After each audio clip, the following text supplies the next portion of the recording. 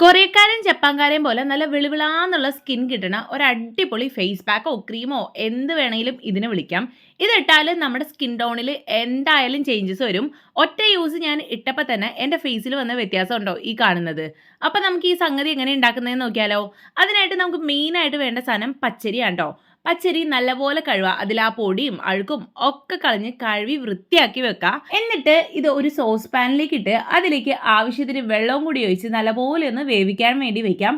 ഒരുപാട് ഫ്ലെയിം കൂട്ടിയിടരുത്, വേഗം അടുക്കി പിടിക്കും. ഒട്ടും അടുക്കി പിടിക്കരുത് കേട്ടോ. ഈ ഒരു സംഭവം ഉണ്ടാക്കുമ്പോൾ നമ്മുടെ ചോറൊക്കെ വേവിച്ചെടുക്കൂലേ, ആ ഒരു സെറ്റപ്പിൽ വേണം കുക്ക് ചെയ്തെടുക്കാനായിട്ട്. വെള്ളം പൂർണ്ണമായും വറ്റിയെന്ന് കാണുമ്പോൾ ഫ്ലെയിം ഓഫ് ചെയ്ത് ചൂടാറിയ ശേഷം മിക്സിയുടെ ജാറിലേക്ക് ഇട്ട് നല്ലപോലെ ഒന്ന് അടിച്ച് ഫൈൻ പേസ്റ്റ് ആക്കി എടുക്കുക കേട്ടോ. എന്നാലും ഇതിനകത്ത് തരിയും പൊടിയും ഒക്കെ ഉണ്ടാവും. അതും കൂടി മാറി അതിൻ്റെ ആ ഒരു പ്യുവർ ആയിട്ടുള്ള ക്രീം കിട്ടാൻ വേണ്ടിയിട്ട് ഇതുപോലെ ഒരു അരിപ്പയിലായിട്ട് അങ്ങോട്ട് ഇട്ടിട്ട് അതിൻ്റെ ആ ഒരു ക്രീം മാത്രം താഴെ വരുന്ന രീതിയിൽ ഇതുപോലെ അരിച്ചരിച്ച് എടുക്കാം. ഇനി ഇതിലേക്ക് ആഡ് ചെയ്യേണ്ടത് പാലാട്ടോ. പാല് നമ്മുടെ സ്കിൻ ബ്രൈറ്റനിനും മോയ്സ്ചർ ആക്കാനും ഒക്കെ അടിപൊളിയായിട്ട് ഹെൽപ്പ് ചെയ്യണ ഒന്നാണ്. അപ്പോൾ നമ്മുടെ ഈ ഒരു പേസ്റ്റ് ഭയങ്കര തിക്നെസ് ആണെന്നുണ്ടെങ്കിൽ അതനുസരിച്ച് ലൂസ് ആക്കാനുള്ള പാൽ ഇതിലേക്ക് ഒഴിച്ചു കൊടുക്കുക കേട്ടോ. എന്നിട്ട് നല്ല പോലെ മിക്സ് ആക്കുക. ഇനി ഇതിലേക്ക് വേണ്ടത് നമ്മുടെ നാടൻ വെളിച്ചെണ്ണയാണ്. എക്സ്ട്രാ വെർജിൻ കോക്കനട്ട് ഓയിലോ അങ്ങനെ എന്തെങ്കിലും ഉണ്ടെങ്കിൽ അത് ആഡ് ചെയ്യാം. ഇത് ഞാൻ വീട്ടിലുണ്ടാക്കിയ കോക്കനട്ട് ഓയിലാണ് കേട്ടോ. അപ്പോൾ ഇത് 2 സ്പൂൺ അളവിൽ ഒഴിച്ചു കൊടുക്കുന്നുണ്ട്. എന്നിട്ട് നല്ലപോലെ ഇത് മിക്സ് ആക്കാം. സാധാരണ നമ്മൾ റൈസിൻ്റെ പാക്കും കാര്യങ്ങളൊക്കെ ഉണ്ടാക്കുമ്പോൾ ഫ്രിഡ്ജിൽ വെച്ചാൽ പോലും വേഗം ഡ്രൈ ആയി പോവാറുണ്ട്. അങ്ങനെ ഡ്രൈ ആയി പോവാണ്ട് ആ ഒരു ക്രീമി ടെക്സ്ചർ അതിന് കിട്ടാൻ വേണ്ടിയിട്ടാണോ നമ്മളിതിൽ ഓയിൽ ഒഴിച്ച് കൊടുക്കുന്നത്.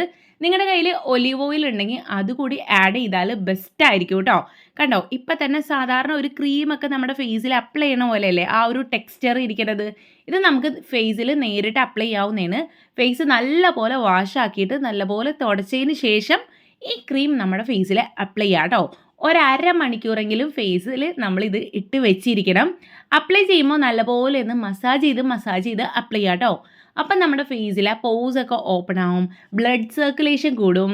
അതൊക്കെ നമ്മുടെ ഈ പാക്ക് വേഗം ഫേസിന് റിസൾട്ട് കിട്ടാനായിട്ട് ഹെൽപ്പ് ചെയ്യും കേട്ടോ. ഈ ഒരു പാക്ക് ഇടാൻ ബെസ്റ്റ് ടൈം എന്ന് പറയുന്നത് രാത്രി ഉറങ്ങാൻ പോകുന്നതിന് മുന്നേ ആണ് കേട്ടോ. ഫേസിൽ ഇത് അപ്ലൈ ചെയ്ത് 1/2 മണിക്കൂർ കഴിയുമ്പോൾ ഇതുപോലെ നല്ലൊരു കോട്ടൻ്റെ തുണി കൊണ്ട് വൈപ്പ് ചെയ്ത് ഈ ഒരു ക്രീം മൊത്തത്തിൽ അങ്ങോട്ട് കളഞ്ഞാൽ മതി. അങ്ങനെ ചെയ്യുമ്പോൾ തന്നെ ഫേസിന് നല്ലൊരു ബ്രൈറ്റൽ ലുക്ക് നമുക്ക് തോന്നും കേട്ടോ. ഒറ്റ യൂസിലാണ് ഈ ഒരു ലുക്ക് തോന്നുന്നത്. ഒരാഴ്ച അടുപ്പിച്ച് നമ്മുടെ ഫേസിൽ ഇടണമെന്നുണ്ടെങ്കിൽ ഭയങ്കര എന്താ പറയുക, ആ ഒരു ചൈനക്കാരെയും ജപ്പാൻകാരെയും പോലെയുള്ള ആ ഒരു പാൽ ഫേസ് നമുക്ക് കിട്ടും കേട്ടോ. പിന്നെ ഫേസൊക്കെ നല്ല മോയിസ്റ്റ് ആയിട്ടിരിക്കും. ഈ ഒരു സംഗതി ഡെയിലി നമ്മുടെ ഫേസിൽ അപ്ലൈ ചെയ്യുകയാണെന്നുണ്ടെങ്കിൽ ഇങ്ങനെ തൊടുമ്പോഴത്തേക്കും കയ്യിൽ നിന്ന് വിട്ടുപോകും. അതുപോലെ സോഫ്റ്റ് ആൻഡ് സ്മൂത്ത് ആയിട്ട് ഇരിക്കും കേട്ടോ. നമ്മുടെ മുഖത്തെ വ്രിങ്കിൾസ്, കറുത്ത പാടുകൾ, സൺ ടാൻ എല്ലാം പോയി നല്ലൊരു ബ്രൈറ്റൽ ലുക്ക് കിട്ടും. അപ്പോൾ ഈ ഒരു പാക്കോ ക്രീമോ എന്ത് വേണമെങ്കിലും നിങ്ങൾക്ക് വിളിക്കാം.